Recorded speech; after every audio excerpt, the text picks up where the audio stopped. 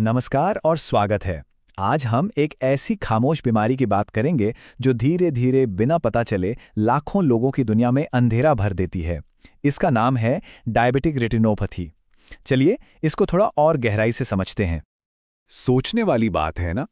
एक बीमारी जिसका सीधा कनेक्शन ब्लड शुगर से है, आखिर वो आंखों की रोशनी कैसे छीन सकती है?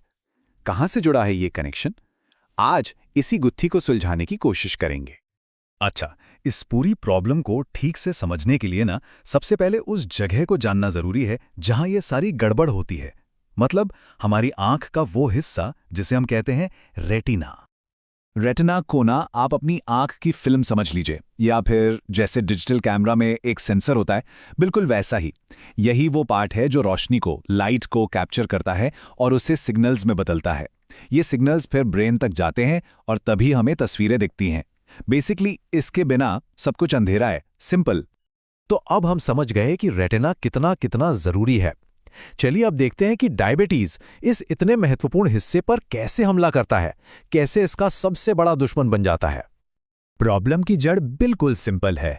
जब खून में शुगर का लेवल लगातार हाई रहता है तो ये एक तरह से जहर का काम करता है। किसके लिए? हमारी रेटिना को पोषण देने वाली वो पतली पतली नाजुक सी ब्लड वेसल्स के लिए। और ये डैमेज टाइम के साथ बस बढ़ता ही जाता है।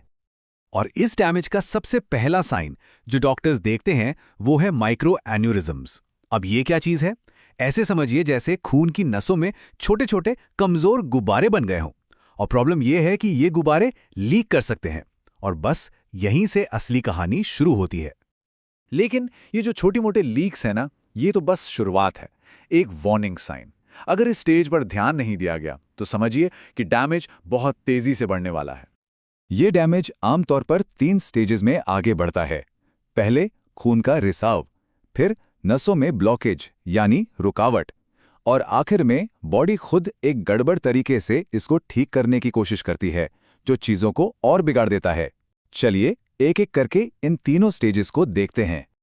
तो स्टेज 1, यहां वो जो कमजोर गुब्बारे थे ना, माइक्रो एन्यूरिज्म, वो फटने लगते हैं। इससे क्या होता है? रेटिना पर खून के छोटे छोटे धब्बे बन जाते हैं। और सबसे डराने वाली बात यह है कि इस स्टेज पर शायद नजर में कोई फर्क भी महसूस ना हो, लेकिन अंदर ही अंदर डैमेज शुरू हो चुका है। अब आती है स्टेज 2 और यहां से हालत और भी सीरियस हो जाते हैं। अब नसें सिर्फ लीक नहीं हो रही हैं, बल्कि ब्लॉक होने लगी हैं, बंद होने लगी हैं। इसका मतलब साफ है, रेटिना के कुछ हिस्सों तक ऑक्सीजन और जरूरी न्यूट्रिशन की सप्लाई कट हो जाती है। और जब ऐसा होता है तो वो हिस्से धीरे धीरे मरने लगते हैं। इसके रिस्पॉन्स में बॉडी जो करती है वो काफी सरप्राइजिंग है। ऑक्सीजन की कमी को महसूस करके बॉडी पैनिक में आ जाती है और मदद के लिए वो जल्दबाजी में नई ब्लड वेसल्स उगाने लगती है। लेकिन यही सबसे बड़ी गलती होती है, क्योंकि ये जो नई नसें बनती है ना, ये अजीब, कमजोर और बहुत ही नाजुक होती हैं। और इन कमजोर नसों से प्रॉब्लम कितनी बड़ी हो सकती है इसका अंदाजा लगाइए।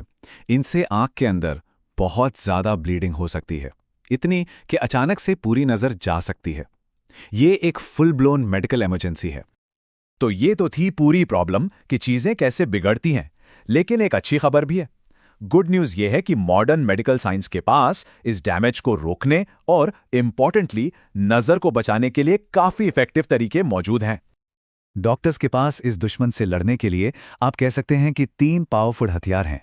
पहले हैं 2 तरह के इंजेक्शंस जो सीधे इस बीमारी की जड़ पर वार करते हैं, और तीसरा हथियार है एक बहुत ही प्रिसाइज लेजर थेरेपी।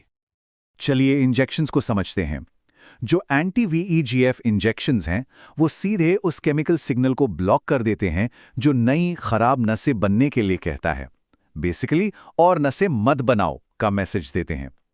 दूसरी तरफ स्टेरॉइड्स हैं जो सूजन कम करते हैं और लीकेज को रोकते हैं। दोनों ही बहुत काम के हैं, लेकिन हाँ, इनके अपने प्रोज एंड कॉन्स हैं और डॉक्टर ही डिसाइड करते हैं कि पेशेंट के लिए क्या बेस्ट है।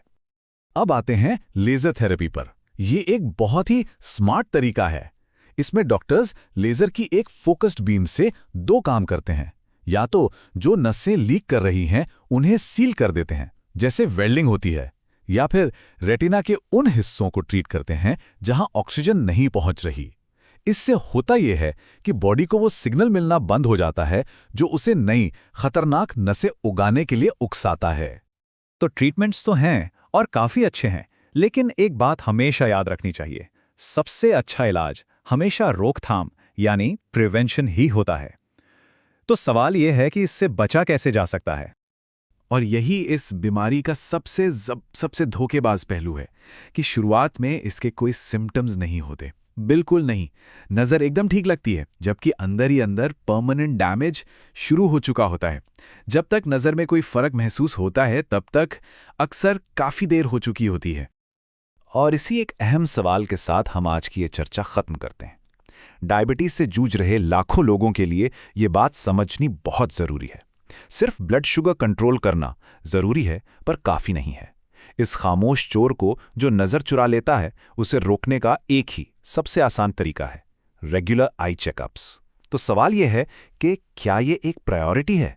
जवाब है, होनी ही चाहिए।